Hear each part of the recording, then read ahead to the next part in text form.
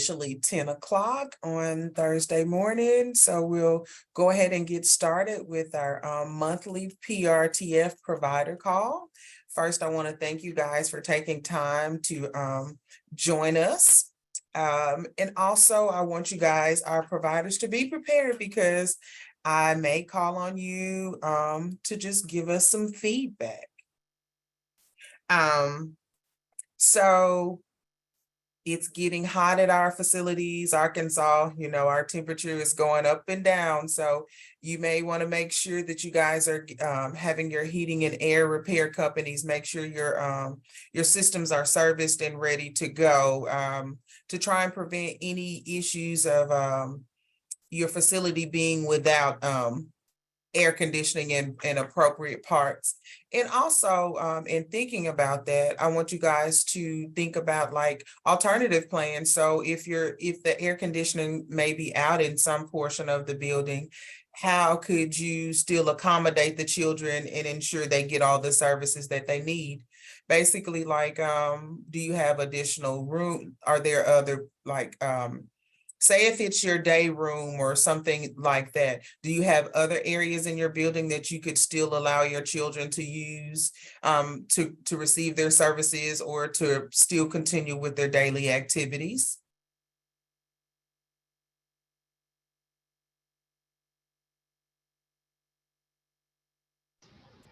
Hey, Shar, this is Helena from Perimeter of Forest City. We did just recently have this issue. And so initially we did have a plan in place, but for some reason yesterday people did not follow that plan. So we did have an issue with our air conditioner going out in our school in classrooms 2 and 3. So classroom 2, because it is our SRU program, they were supposed to do their school on the unit, and then classroom 3 was supposed to be going into classroom 5. However, we have gotten it fixed now, but we do have alternatives. So when we do have those issues where air conditioning isn't working in particular buildings, because our education, gym, and residential buildings are 3 different buildings, we do have alternative placements to put our residents until those issues have been resolved. But yesterday we did get that air situation resolved. It is very cool in all of our classrooms now and throughout our building. And I also did a walkthrough this morning with our maintenance team. Just making sure all of our air conditioners in our residence rooms are blowing correctly, the day rooms are blowing correctly. So just having that periodic check at this point, because it is getting warm and it's the breach of summer, just making sure we have a continuous just checking to make sure that everything is working properly on a week by week basis. Thank you for that.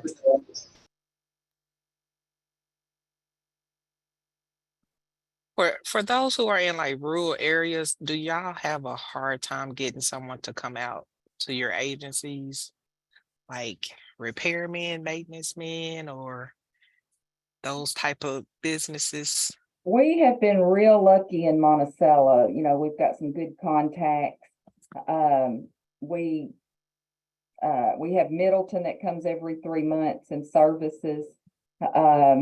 Our front is on one unit, the back is on another. So a lot of times if one goes out, we're able to move the kids to the other area.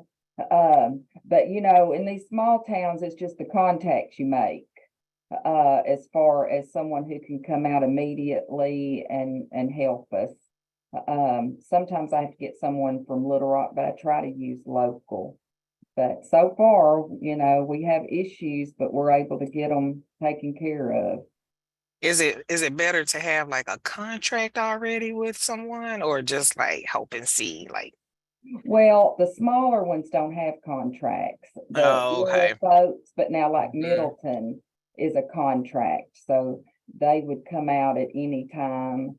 And like I said, they come every 3 months and just change the filters and check everything. Okay. Thank you. All right, thank you for your feedback on that. Wanted to talk a little bit about like our newsletter. Have you guys been receiving our monthly PRTF newsletter? This is Helena again. We're receiving it every month. We're actually posting it in our comment area so that our employees are able to go over that information and see it as well, those who do not participate in the call. So we are posting it in our social areas for our employees every month. Okay. So a couple of our intent topics for the May newsletter were standard 907.5, 907.5, and 907.6 regarding supervision during sleeping hours. Just kind of wanted to bring this up. Let's have some open discussion about that. It's important for facilities to ensure that your staff are remaining within ratio during the sleeping hours, which we know is 1 to 6. During sleeping hours, the residents, your staff should be conducting visual checks of those residents at a minimum of every 30 minutes. So these are just some things that I want you guys to be thinking about. And as we have you have your monthly meetings, or however you convey information to your staff, to make sure that they are doing that. And also to, like, our managers or quality assurance people at each facility, make sure that you're taking some time to review some overnight video footage, because you want to know what's going on and be coaching your staff and teaching your staff to make sure that they're following the regulations. And if not, maybe possibly finding out what some of those barriers may be to them completing those minimum 30-minute checks.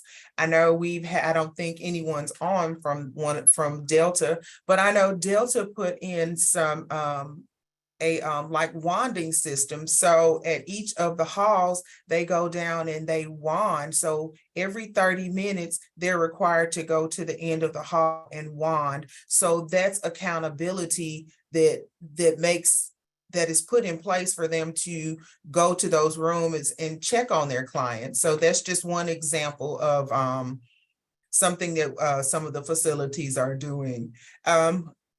Ms. Karen, how often do you require your staff to do their checks at night? I know we say a minimum of 30 minutes, but what do you guys do? We do 15 minutes. Okay. I did want to ask this when I saw the newsletter. So has the ratio changed at night? You know, at one time it's 1 to 8. I believe that is an error, Miss Karen, on the newsletter.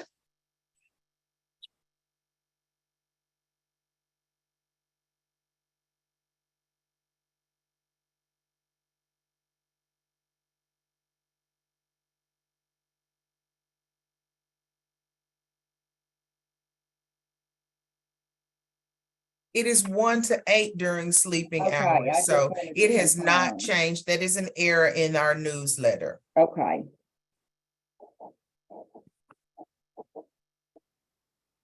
We have our night shift. They do a lot of the kids' clothes. I mean, it's just a long night to sit.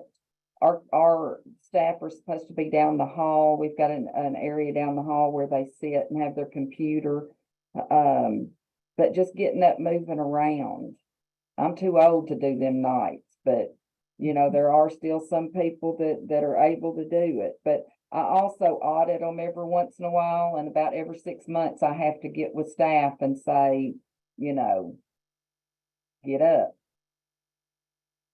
That's They get a good that you're little, doing that periodic. That lets them know that there is some accountability and that you are checking behind them to make sure that they're following the rules and right. ensuring children's And safety. I try to make it clear, we're not trying to catch you doing something. Staff are just like the kids.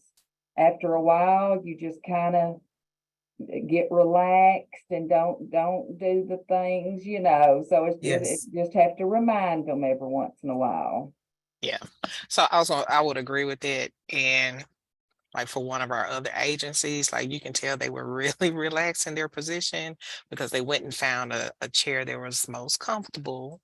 Um, and they positioned it in a way that, they were asleep by a certain time of the night. So it's good that you guys are like following up on them, or just like popping in, or even just checking your cameras, like just to make sure like nobody's going to sleep and they're not getting comfortable with the blanket and a comfy chair. Um, and so yeah, just keep that in mind. We've also put that on the nurse, and you know, Mhm. nurses, dear Lord, you know, because they're there, they're the supervisor. So if there is an issue, you know, it also goes back to the nurse, you know, you're supposed to be checking, you're supposed to be making sure. So that helps as well, because they don't want it to come back on them. Staff is not doing what they need to be doing. Good point.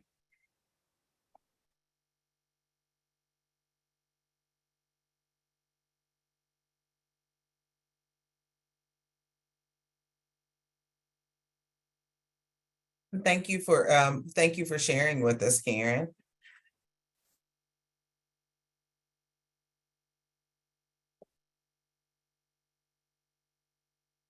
And we talked about, we know the summertime is coming up, so let's talk. So what are some like activities that you guys may be planning for the summertime for the kids, just at your facilities, you know, for them to enjoy, you know, maybe some water splat, some water play or something like that?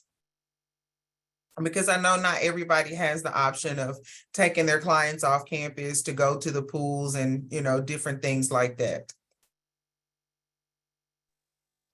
Yeah, this art, we want to try to get our kids off campus a lot more this summer than we have in the past, especially after COVID. But one of the things we do have is we purchased one of those inflatable slides, I guess, that you can put water on. And some of the kids, we can put that inside our fence where the kids can be able to have some fun when it's not too hot, but yet be able to enjoy some water sports, I guess, if you will, during when it's nice weather to be able to do that. So that's one thing we do.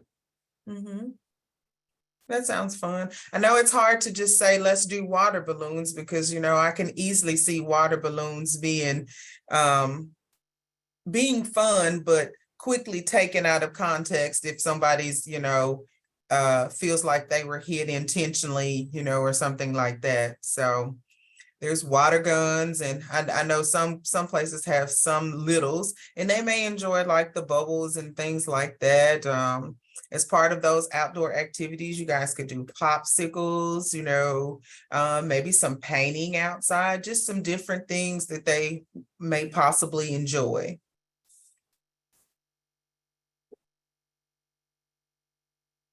This is Helena at Forest City. So one thing that we're doing this month, the end of this month, next week, we have a gaming truck coming on site. So our kids we're having a Memorial Day celebration. So we're gonna have the gaming truck, we're gonna have inflatables. The staff is gonna barbecue for the residents. They are gonna have some water activities that we do plan to do, the water balloons. We'll see how long that lasts. But we are attempting to do some different activities with them. They had a limbo contest yesterday. They did pizza with the chef Tuesday. So we have a lot of more activities just to keep our kids involved. We're learning that the more activities we have, the less incidents we have. And we're trying to keep those level of incidents down for sure. And planning those activities gives the kids something to look forward to, like, oh, if I stay on my level, then I'll be able to attend and participate in the activities. Yes, and we did just start our level outing. So our kids went to Little Creek? It's like a little state park that's about 14 miles up the road. They went there last week. And then our kids who are on the highest level do luncheon with the CEO every month. So we are doing some off-campus activities for our kids who are on those higher levels. And then for those kids who are on those lower levels, we're doing a lot more activities just internally on campus until we can ensure that they're safe enough to take off campus. Okay. And those lunches with the CEO, do the kids get an input on like what the meal is with that? Mm-hmm. And they get to pick. So we give them a list of restaurants to choose from, and they get to pick. Who are right now? We only have 2 kids there who are on our succeeding level. So of the 2, they'll pick a restaurant, and then of course when they get there, they can pick whatever they want on the menu. All right. Thank you.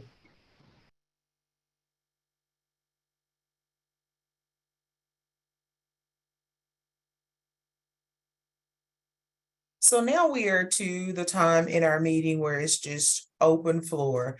This is where I want the providers to be able to ask questions about things that they may have concerns about.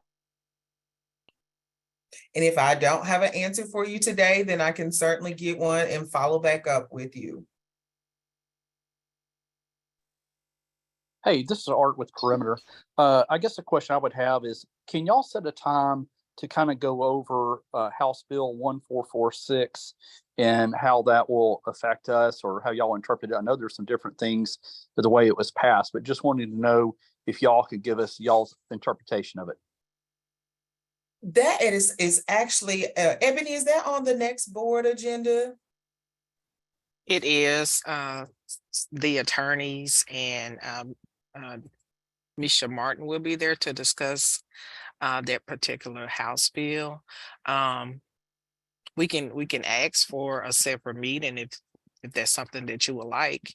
But they will be discussing it at the next board meeting, which is June 28th. And then Art, I will put that on the agenda to see if we may be able to have someone as a guest speaker at the June meeting to provide additional details about that.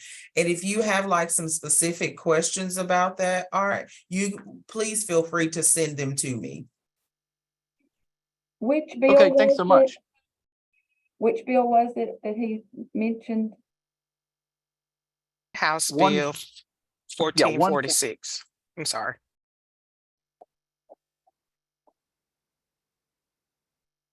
Hey, Shay, before we jump off, I wanted to, if you don't mind, just share with everyone that Yes, go change ahead. on who is going to be processing all of our child welfare checks. So I know that you all have kind of been informed. We are making a transition on the child care side under the Department of Education. And so with that transition, the placement and residential child welfare side are staying here with the Department of Human Services. So as part of that transition, one of our staff will also be transitioning and staying with them to do background checks. And so I just wanted to introduce, some of you probably have already talked to her. She was doing some child welfare checks previously. So Alicia Christopher is on the call. Hello, everyone. Alicia is going to be staying with Ebony and Shay and their team. She will be doing all of the background check processes for your facilities. That went into effect on the 12th. So you'll probably be getting emails from her, and you'll be getting a lot more communication from her than you were from Cynthia Smith. And so we are not making the full transition until July, and we'll still be here for questions and assistance. And Brenda and I will still be overseeing things until July, until we know more. But I just wanted to introduce to everyone that was here today so that you can kind of put a face to a name. And Alicia is going to put her contact information in the chat box just in case you don't have it. That way, if you have any questions, you can reach out to her. If any of your staff that do background checks need her information, you can share that as well. So.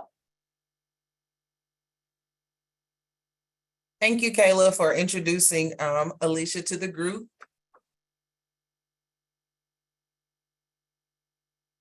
I do want to share this too, and this is just human error, but in the last couple of months, I've had 2 new staff that were deemed ineligible for hire.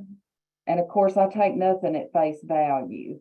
So my first staff that was ineligible for hire, I just saw the honesty in her face, and she said, "There's nothing on my background." And so I contacted Cindy, and Cindy looked at it and she said, "Oh, there's just a date that's off." And so once that was corrected, then she was able to be hired. And then I had another gentleman that was ineligible for hire, and I called her on that. And evidently licensing had sent him a letter, and he just thought it was a letter saying, "Oh, your background's been checked." But evidently he's one of those that has to send something specific in.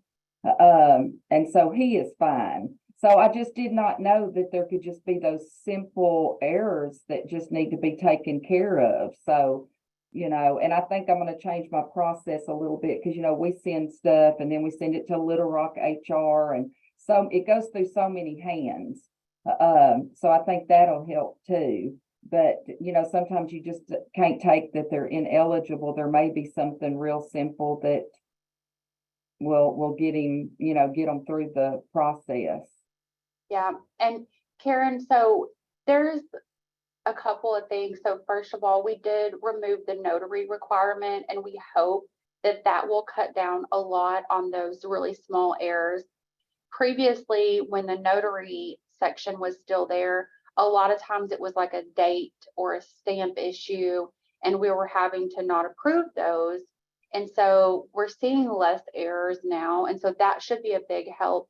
The other thing to kind of help guide you is if you get a not approval within 24 to 72 hours, business hours after you submit that person, it's always going to be a data error. So they're not going to be ineligible due to something on their background check that quickly. They're going to have at least 10 business days to reach out to us. So they have a due process that they're allowed.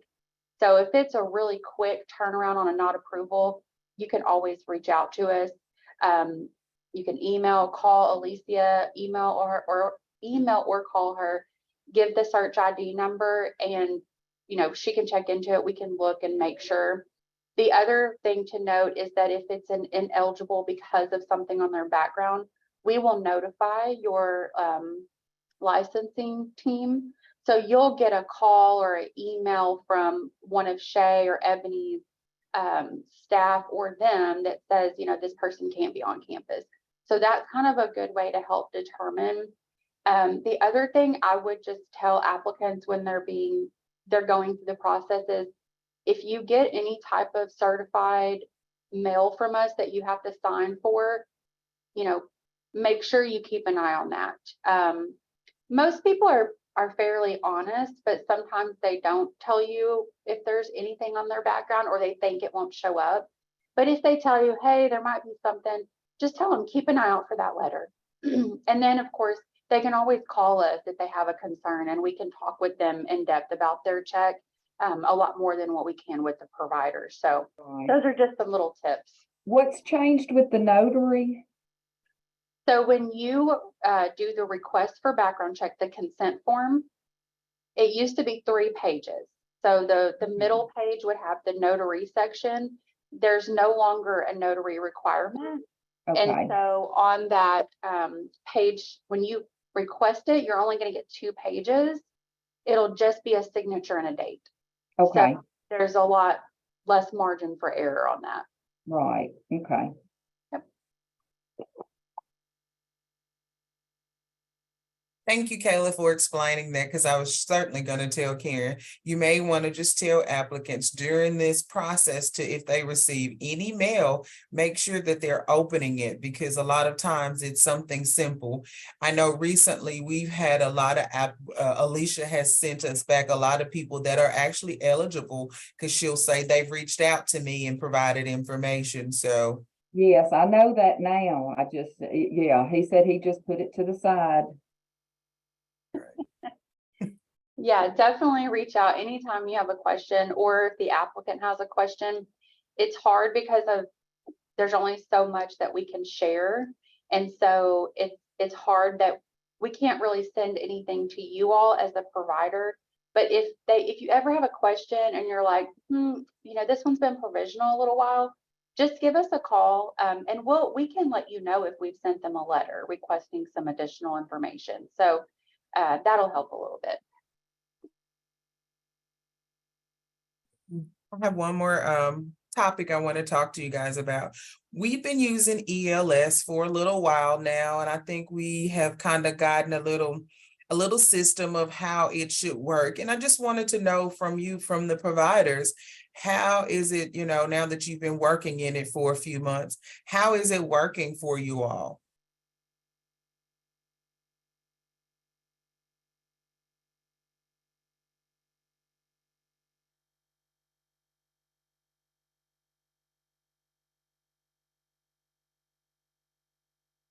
And I guess when I refer to ELS, that's the system that you would submit your alternative compliances to, that you would submit your incident reports to as well. So when I refer to ELS, that's what I'm talking about. How is that how is that process going for you all?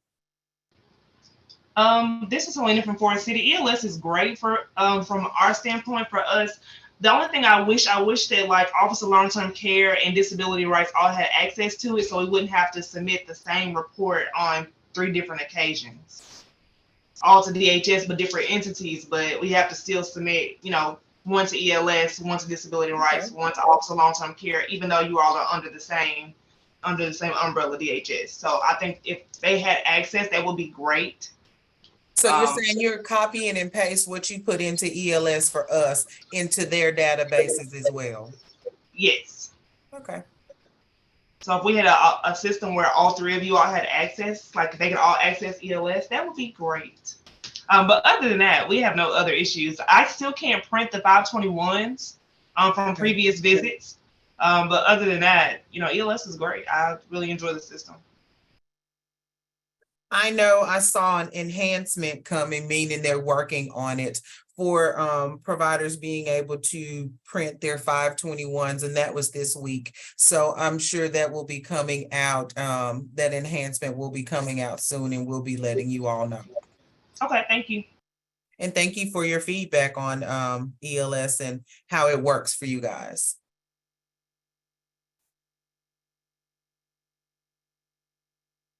And does anyone else from DCC have anything that they would like to discuss?